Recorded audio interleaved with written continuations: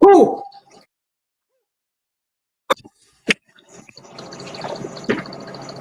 We're here. We are here. Today has been quite the day. Quite the day. So, wait for a couple more people getting here, but whoo, whoo, these last couple days, I mean, you know, we're here to do a recap because that's what I do. But man, today has been great. Today has been great. Um, so Vikings, of course, win 31-28. But of course, before, if you haven't seen already, the news for today was Carson Wentz going to the Rams. I just make I made the quick connection in my head. Oh, Carson Wentz, ended his career with the ended his his trajectory after being one of the best quarterbacks, in 2017, getting injured against the Rams, and then now he signs with the Rams, and then of course, and so I basically tweeted out full circle moment. Didn't think anything of it until I got notified in the member server and the Grossi member server that I got that my tweets they put it on their Instagram, so that was cool moment for me today. But of course, Tom, being announced as Packers fans for 30-30. Packers, so congratulations to him. So a good day all around, for the posse. So what's up? Yeah. So today has been a solid day. Yeah, we will, and of course we'll talk about the Dobbs, Josh Dobbs. Hello, Bob and Daniel. So the big debate now is the quarterback conundrum going forward. So, also, actually, I'll say this at the end. I'll wait for the end. But Josh Dobbs, amazing, absolutely, 100% amazing in that second half against the Falcons. First half was a little shaky, to say the very least. Took a safety, fumbled the ball twice, all that. But second half, Josh Dobbs was that dude. When he got comfortable, he was that dude. That dude.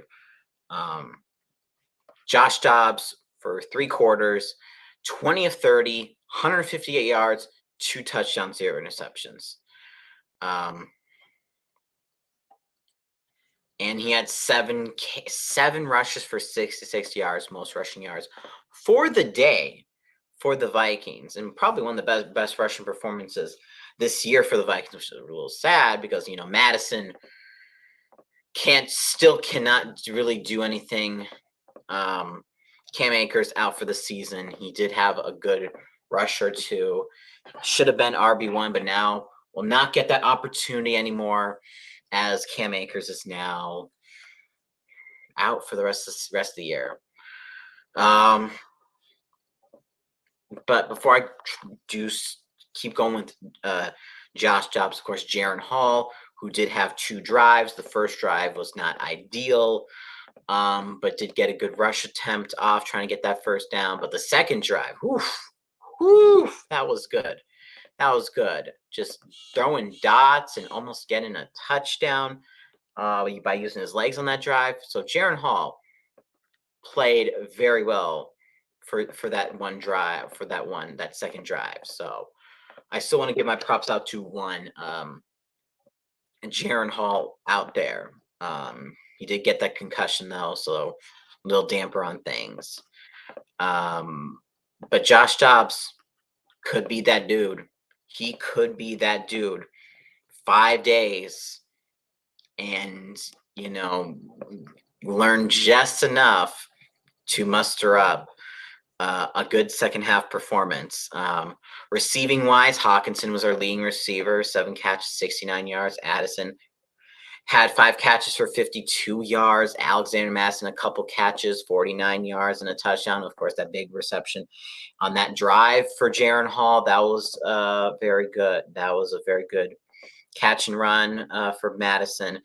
And KJ Osborne, man, that really just took the wind in that second quarter. I think it was the second quarter where he got knocked out, or was it? I don't remember exactly when KJ Osborne, but when he got knocked out. But that was sad to see. He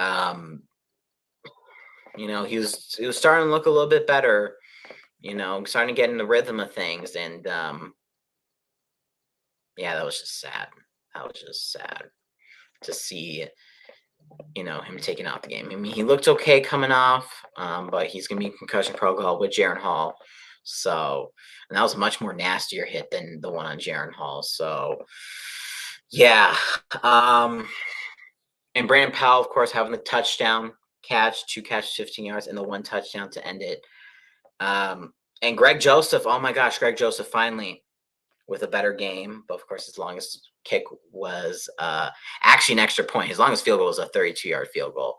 So it wasn't even longer than the extra.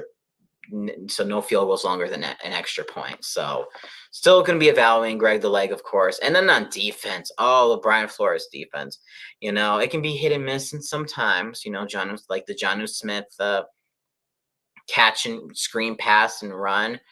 We're trying to blitz, and they do the screen pass and run for Jonnu Smith, who took it to the house for 60 yards. Jonnu Smith, of course, then being their leading receiver for the day with 5 catches, 100 yards, and a touchdown. And Arthur Smith, still doesn't like to use his star players, as Tyler Algier had more carries than Bijan Robinson, with 12 carries for 12 carries, 39 yards, and a touchdown for Algier. Bijan Robinson had more yards off of his carries, 11 carries, 51 yards. But of course, Bijan did lose the fumble, so yeah. But that was a good job by the defense on that part. And how many sacks did they get on us? 4 sacks? Yeah, 4 sacks. 4 sacks to our just 1 sack, but we brought the pressure. We brought the pressure all day. So Jordan Hicks with the 1 sack for us. And, and the Falcons, Taylor Heineke, former Minnesota Viking. Hey, he did okay. But 21 of 38, 268, a touchdown, the bad interception. He could have had more interceptions. He honestly could have had more interceptions in that game, to be honest. Hello, Mexi. Vikings did it. Heineke. I mean, for his, he had, unlike Dobbs, he had a full week to get ready to be the starter, and he did okay, but it could have been a lot worse. We're gonna do our best against the Saints next week. Josh Dobbs will be the starter because of the concussion protocol that Jaron Hall is going through, and Nick Mullins is still. They're going to evaluate if he can come off of if he's going to come off of IR, and and then of course we have Sean Mannion on the practice squad, who no, just no for Sean Mannion. Did Cordell Passon didn't really do much in this game. So the former Viking didn't do much in this game. Younghoe Koo was probably probably the best one of the best players for the Falcons on Sunday. But this was a weird game.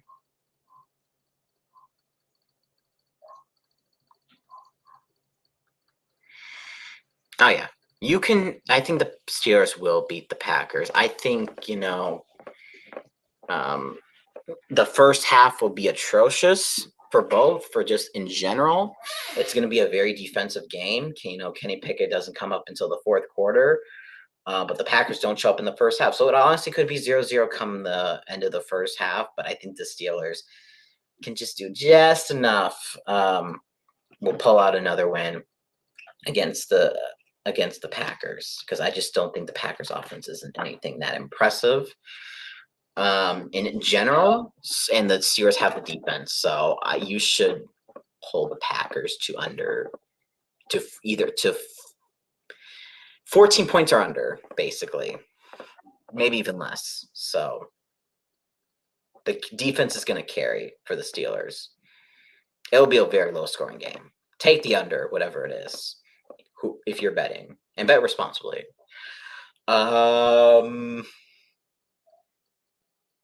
Yeah. So I mean, the Vikings can obviously win without Dobbs. I mean, can win with Dobbs.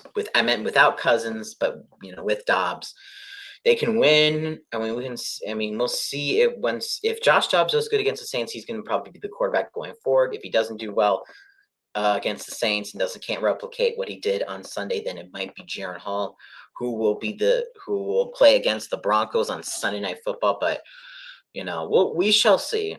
We shall see. But I think Josh Dobbs proves he can do it, and he can. And the thing is, what Josh Dobbs can provide that Kirk Cousins could not is mobility. Mobility is the big thing here, in regards to quarterback position, because we cannot run the ball. We are one of the worst running teams in the NFL. Vikings, for most of their history, have been one of the best running teams in the NFL, whether it was Adrian Peterson, Dalvin Cook. But now that we don't have Dalvin Cook anymore, and he's not really doing much. I know Dalvin Cook's not doing much for the Jets, but that's because he's not really getting as many carries, and Breece Hall is doing absolutely amazing. We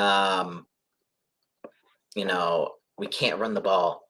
We have the run blocking is on paper good, but I just don't know. We can't find the holes in the line to produce a solid running game. I don't know. And we're going to probably get, now that Ty Chandler, our other running back, hopefully more involved, because Alexander Madison, he can receive, he can catch, but can he rush? I don't know. I mean, well, I do know, which is he's very tunnel vision. Good luck for Sunday. Hey, good luck, Mikey. Good luck, Mikey. So, yeah. Sunday's going to be very interesting. We are playing against a solid defense. The offense, probably this little bit higher, it's a little bit higher caliber, because they have Alvin Kamara and Derek Carr, and not a Taylor Heineke. So we shall see. But I think the Brian Flores defense, versus a Pete Carmichael offense, that could maybe come to our advantage. Fluster Derek Carr, blitz him. We know how the blitz can go either way. But I definitely think we can do it. We can do it against the Saints come this Sunday, and we're going to be at home. The skull chant is going to be alive. Hey, Lions. The division is not hey, we are still in it to win a division. We're still in it. I know it's more on the unlikely side, but hey, and we won 4 straight now. We've won 4 straight. So we are currently the 7th seed right now. We are a half game out of the 5th and 6th seed, because we haven't had our bye week yet. So the Cowboys and the Seahawks, who are the 5th and 6th seed respectively, they have already had their bye weeks. So once things get evened out, we could possibly move up in terms of wild card standings, and maybe even if we can continue this streak, because we got to play after this. We got to play after the Saints. We got to play the Broncos. So Saints, Broncos, Bears, and Raiders are the next 4 games. Yeah, Saints, Broncos, Bears, Raiders are the next 4 games. So, and then after that, it's going to be a little bit more difficult. And the final 4 games are Bengals, Lions, Packers, Lions. We could potentially win 2 out of those last 4. Like maybe we get one of the Lions ones. I still think that is still possible. And the Packers one we can definitely get. So there's a potential. I think at most we can win out of our last 8 games. We can win 6 out of our last 8 games and end with a record of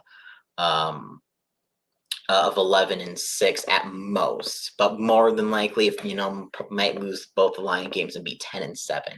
But an 11-6, 10-7 record, I think can happen. Josh Dobbs is him. Josh Dobbs, I mean, he's given his opportunity, and he is going to make the most out of it. And I think. I think my dad's a Falcon fan, and he was losing his mind during the last few minutes of the game. I can imagine that. I'm doing fine. I'm doing great today. Today, honestly, has been a great, great day for a lot of reasons.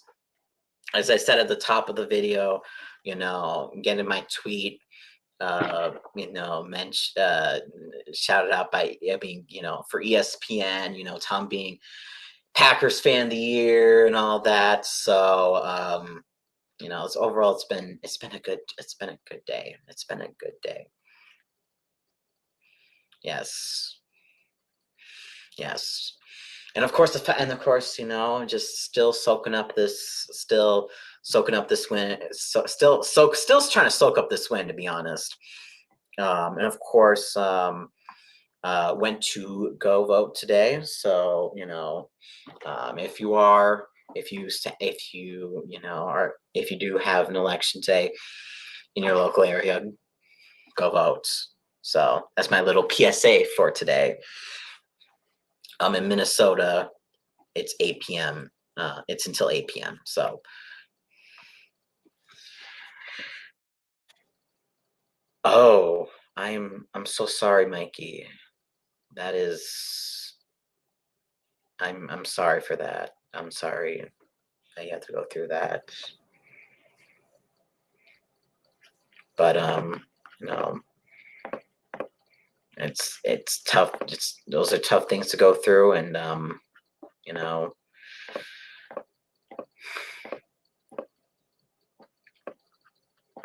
and exactly. Prayers up.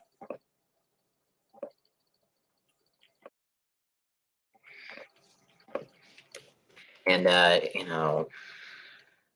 hopefully that that win against the Bears helped, a little bit, make you a little bit cheer you up a little bit. So yeah. And I thank you for being the Bears. So yeah. So what was I getting to? So we have an interesting quarterback controversy now, I guess. We're gonna start Josh Dobbs from now on, but we have Josh Dobbs, we have Jaren Hall, we have Nick Mullins, and we have Kirk Cousins. I mean, Kirk. Who's our quarterback going to be next year? We have to see how the rest of the season goes, but we have a very good problem to have because Jaren Hall looked good in his short time. Against the Falcons, Josh Dobbs is looking good. Nick Mullins Is she going to come back? Could come back this week, maybe next week. And of course, we have Kirk Cousins. Is he going to come back next season? So.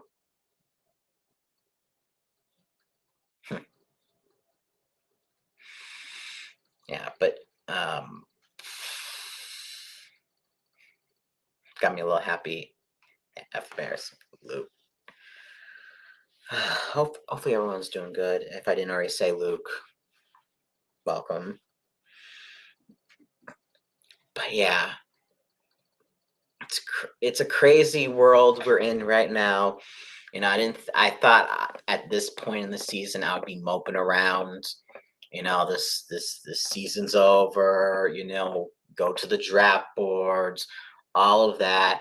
But this team just it fights, and I love this about this team. Kevin O'Connell, we've won the 4 weeks Justin Jefferson has been injured. We've been 4-0. We're 4-0 without Justin Jefferson. That's crazy. I did not think that would happen. 4-0 without Justin Jefferson.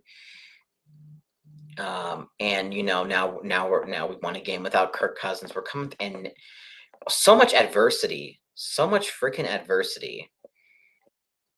So, I mean, if we can keep conquering adversity, I'm not saying he should win, but I mean, I'm saying he should be in contention. Kevin O'Connell should be in contention with all of this adversity. Kirk Cousins, Justin Jefferson, the IR. We don't know when he's going to be back, and probably not going to be this week. He should be in contention for Coach of the Year if we can make the playoffs with Josh Dobbs, and being able to win games without Jefferson and and all that. So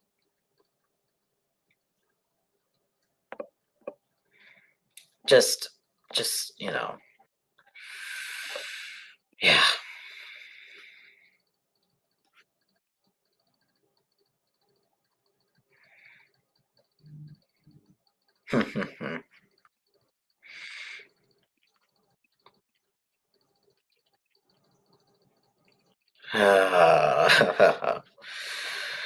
So yeah, Falcons choke. In Falcons, of course, doing their choking, and then Arthur Smith saved his mustache. So thank you. So we did that. In terms of penalties, we only had one penalty. One penalty against the Falcons, and that was for 4 yards. Falcons, though, a little bit more of the penalty issues. We dominate time possession, had the same amount of total yards, same amount of turnovers. Yeah. But this team doesn't quit, and I love it. I fracking love it. I love it. So we're gonna keep on rocking. We're gonna keep on rolling. New Orleans is up next, and please, Chargers. I know it's Brandon Staley, but somehow, some way, find a way to beat the Lions, and things we can maybe make those NFC North talks a little bit more realistic. I think it's still somewhat can be a little bit in reach, but if Chargers beat the Lions and we win against the Saints, watch out. So yeah, Sixers are 5-1, can't complain. And the Timberwolves beat the Celtics. That's doing well. So yeah. But anyways, anything else I want to think about on my mind? I don't think so. Because all the other things,